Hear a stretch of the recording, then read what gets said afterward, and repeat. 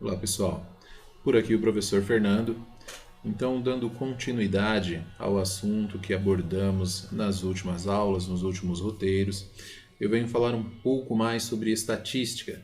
Nós já construímos alguns gráficos, né? Tem um gráfico ali atrás, quem assistiu, quem participou dos roteiros. Aqui atrás nós temos um gráfico de colunas e um gráfico de setores, né? O que é muito conhecido como o gráfico de pizza. Então tá aqui, esse redondinho aqui, esse é o gráfico de setores e logo aqui em cima nós temos um gráfico de colunas. Além disso, nós falamos do gráfico de barras também, né? E desse outro lado aqui, eu tenho um diagrama que ele é muito conhecido como o diagrama de espinha de peixe. Nós vamos falar um pouco dele. Esse diagrama é muito bom para o estudo de causas e efeitos, né? Nós vamos falar um pouco dele. A estatística, quando a gente fala estatística, do que estamos falando? Estamos falando de uma ciência exata, né? Um conjunto de técnicas de coletas e análise de dados, né? Que nos ajuda a um processo decisório, me ajuda a tomar uma decisão. Então, sempre que eu vou tomar uma decisão, comprar algum produto, vou fazer um empreendimento, vou montar uma loja, por exemplo, eu preciso verificar qual o produto que eu vou comercializar, o que eu vou vender, qual é o público que eu vou atingir, que eu quero atingir, né, que eu quero vender o meu produto, e verificar qual a melhor região para montar esse negócio, para fazer esse investimento. Outra coisa, digamos que eu tenho um recurso, eu tenho ali algum valor para investir em propaganda. E aí eu tenho várias formas aí de investir esse dinheiro e vários meios de comunicações. Hoje é muito comum a rede social, mas há um tempo atrás nós não tínhamos essa facilidade com a rede social, o acesso à internet, então era muito utilizado, o principal meio utilizado era o rádio, porque a pessoa que estava no carro poderia ouvir o rádio. Apesar da televisão atingir um número muito maior de pessoas, o rádio se tornava um canal de comunicação mais barato para você fazer uma propaganda e a pessoa poderia escutar rádio em qualquer lugar, televisão só quando ela estava em sua casa. E isso havia uma variação de preço muito grande. Por exemplo, o chamado horário nobre, a propaganda ficava muito mais cara, porque atingia uma população muito maior. Hoje em dia, com as redes sociais, é muito mais simples. Você montou um estabelecimento no seu bairro, de repente você tem um grupo de pessoas onde você consegue postar ali o seu negócio e essa pessoa consegue passar para um outro grupo e logo essa divulgação acontece de um jeito mais simples. Digamos que agora essa publicação ela consegue ser mais direta, né? E pesquisando um pouco é possível preparar uma animação, algo do tipo e conseguir fazer essa propaganda de maneira muito mais simples. Bom, dentro da estatística, então, quando nós falamos estatísticas, né, vamos colocar aí o plural, aí nós estamos falando de um conjunto ou uma coleção de dados, né? Geralmente esses dados eles são numéricos. Por exemplo, quando a gente fala sobre controle de natalidade, eu quero dizer quantas pessoas nasceram na região de São Paulo, por exemplo. Então eu vou lá e verifico a quantidade de pessoas que nasceram e é aí que a gente fala assim, essas pessoas estão nas estatísticas, são as pessoas que nasceram. Eu não quis citar, mas o que estamos citando aí, vendo a todo momento as estatísticas em relação à pandemia. Então, nós estamos vivenciando isso. Quando a gente fala o achatamento da curva, nós estamos falando de estatística. Por mais que esse nome não seja familiar para você, a estatística está presente na sua vida e você precisa conhecer isso. Hoje em dia, nós trabalhamos com o que chamamos de ferramentas da qualidade. Ou seja, é um conjunto de procedimentos e um conjunto ali de técnicas que envolvem a estatística que nos fazem verificar qual o melhor procedimento para que que a gente consiga evitar erros ou falhas nos nossos processos. Dentro das ferramentas da qualidade existe uma que se chama Controle Estatístico de Processos, conhecida como CEP. Não é o CEP da sua residência, é Controle Estatístico de Processos. Uma ferramenta muito importante, porque é ali que a gente consegue fazer um levantamento de dados.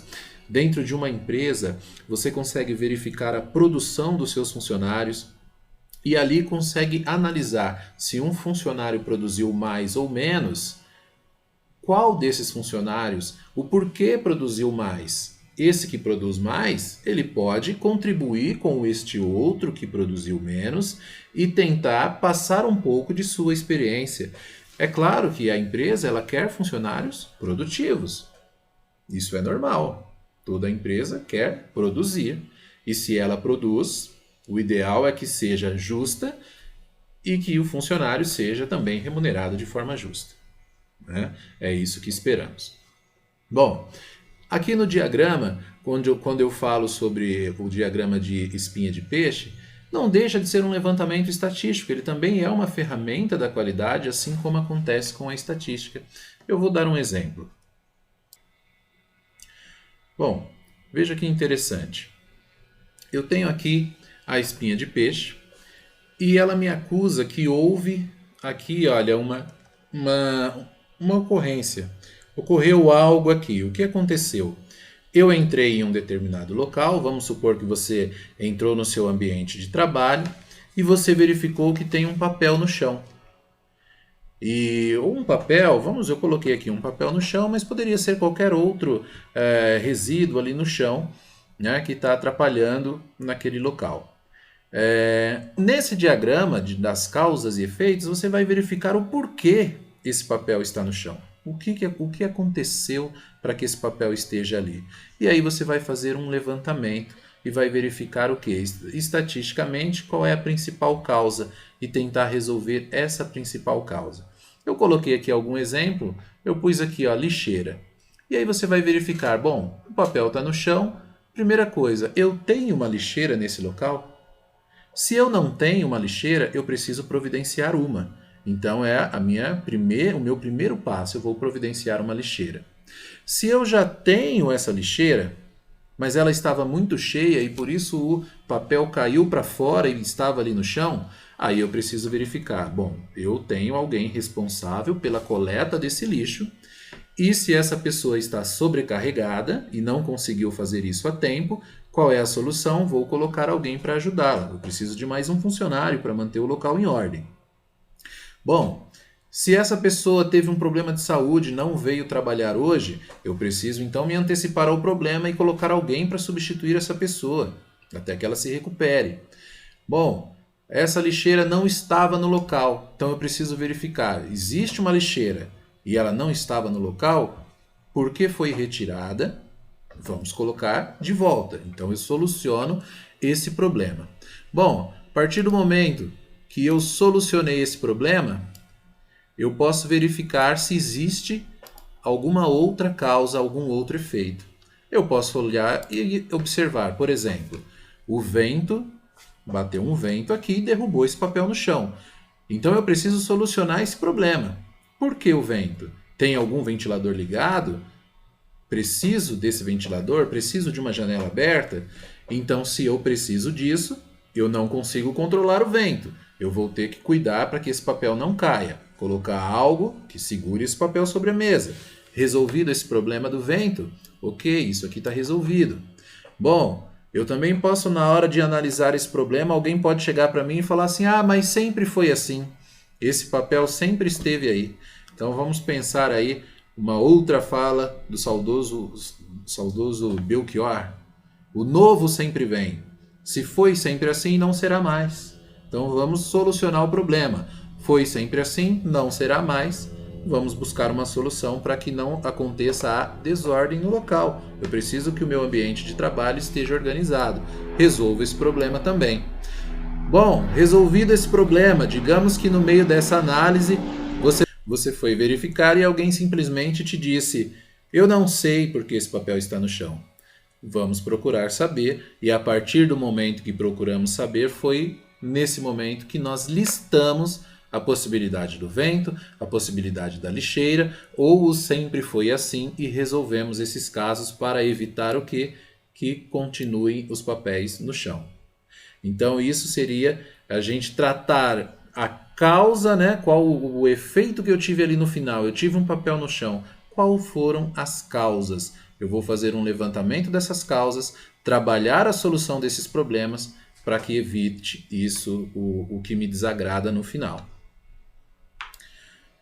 Bom, um controle estatístico dentro da área financeira, eu coloquei aqui como controle financeiro e coloquei algumas simulações. Inclusive essa planilha está disponível se alguém precisar para se organizar. Tem um vídeo também explicando como utilizá-la. Isso também pode ser disponibilizado para vocês. Eu criei, tenho a planilha, posso enviar.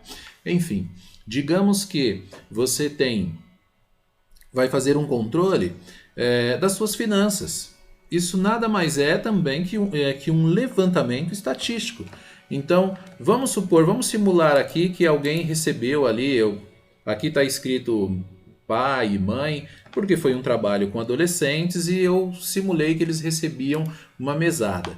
Então eu vou colocar aqui, ó, digamos que a pessoa, né, no caso, recebeu uma mesada de R$200 do pai, R$200 da mãe. Cada um dentro da sua realidade, isso aqui é só uma simulação. A pessoa recebeu esse valor e aqui nós fomos colocando gastos, né? Eu vou colocar algumas despesas fixas. Digamos que a pessoa gastou aqui R$50 com internet e gastou R$30 na cantina da escola. Coletei os dados de consumo. Eu tenho espaço para muitos outros dados aqui, então eu coloquei apenas esses dados. Estou fazendo um controle estatístico de processos aqui, onde foi utilizado esses valores. Vou citar só esses dois exemplos. Lá no final, eu coloquei isso aqui, ó, ele vai acontecendo mês a mês. O ideal é que a pessoa fale que eu estou simulando janeiro de 2020, mas o ideal é que a pessoa faça isso mês a mês. Por exemplo, aqui é janeiro. Vamos colocar em fevereiro. Eu posso simular que a pessoa recebeu novamente esse valor, ó. E aí eu posso dizer que ela gastou novamente aqui os R$50 de internet, mas que nesse mês ela gastou R$80 na cantina, por exemplo. Coloquei aqui esses valores e olha só, quando eu vou estudar, fazer uma análise do consumo, olha o que eu verifiquei aqui no final do ano. Eu consegui demonstrar graficamente, né, qual é o valor recebido, né? Aqui eu estou lançando esse azul, é o valor recebido, está aqui nos 400. Eu pus 200 e 200 nas duas situações, janeiro e fevereiro. Então, quanto a pessoa recebeu?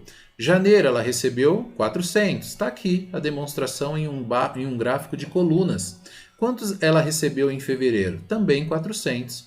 E olha como é muito mais simples, usando a estatística, usando um gráfico estatístico, como é mais simples para que eu possa demonstrar para você em qual mês ela gastou mais. O vermelho representa o gasto, né? Então são os débitos. Ela teve um gasto aqui, ó, no mês de janeiro gastou R$80, no mês de fevereiro gastou R$130. Qual o saldo dessa pessoa? Bom, como eu gastei mais no mês de fevereiro, o meu saldo é menor. O verde está menor no mês de fevereiro. Já no mês de janeiro ele está muito maior ali. O que eu quero com isso, com esse gráfico financeiro aqui? Eu quero mostrar que com o controle estatístico, usando a estatística desse processo, é muito mais fácil, fica muito mais evidente para eu olhar uma análise, analisar o gráfico e perceber, enxergar mais rapidamente onde é que eu tenho um problema. Olhando aqui, claro, mesmo se eu tivesse o ano inteiro preenchido, olhando janeiro e fevereiro, eu já consigo verificar, olha, o meu problema foi no mês de fevereiro, eu gastei mais. O que aconteceu no mês de fevereiro? Aí eu vou observar, no mês de fevereiro eu tive um gasto maior, por exemplo, com a cantina. Então, eu vou tentar diminuir o meu gasto. Ou, mas isso acontece porque eu passei a almoçar agora na escola, por exemplo. Então, por isso gastei mais. Então, está justificado para onde foi o seu recurso. Então, o gráfico estatístico me ajuda nisso. Bom, a estatística, então, é uma ferramenta de extrema importância. Pessoal, e o mais importante, a estatística, ela serve para diversas situações para te ajudar, para que você consiga analisar as suas situações, né, os seus dados e tome a melhor decisão. Ela também serve para manipular pessoas. O que nós vemos hoje é muito comum falar sobre fake news. A pessoa publica uma notícia, estatísticas mostram que, e ali conta uma mentira, mostra um monte de gráfico e você acredita em tudo aquilo. Então, o que é importante? Você analisar qual é a fonte, quem fez a pesquisa, o que, quando e onde isso aconteceu. Eu preciso analisar tudo isso para poder assim dar credibilidade ou não a essa pesquisa. A estatística pode muito facilmente ser usada para enganar alguém. Sempre que ver um estudo, a decisão é sua. Você acredita ou não? É melhor analisar. A decisão é sempre sua. Dentro da estatística, nós temos algo chamado moda. A moda é o que acontece com maior frequência. De um jeito muito simples, se está em moda usar uma camiseta estampada, você vai ver muitas pessoas usando a camiseta estampada. E isso faz com que outras pessoas também queiram usar essa camiseta estampada. Isso é a moda. Ou seja, o que acontece muitas vezes pode influenciar na sua decisão. Se alguém diz que tal produto é melhor, e uma estatística mostra que esse produto é melhor, a tendência é que algumas pessoas comprem esse produto acreditando na estatística. Mas é importante analisar, ver se isso é seguro. Por exemplo, um medicamento. Olha, estatisticamente as pessoas tomam esse remédio e melhoram. Será? Eu preciso verificar, eu preciso consultar um especialista, preciso ter cuidado. Não basta olhar para um gráfico, tomar como verdade e assim tomar talvez uma decisão errada. Então, muito cuidado, analisem, pesquisem. A ideia é que você tenha um pensamento, leia sobre o assunto, procure tomar conhecimento dos fatos e aí sim tome a decisão, porque a decisão é sempre sua. Ninguém pode decidir por você, a decisão é sua. Muito obrigado, então.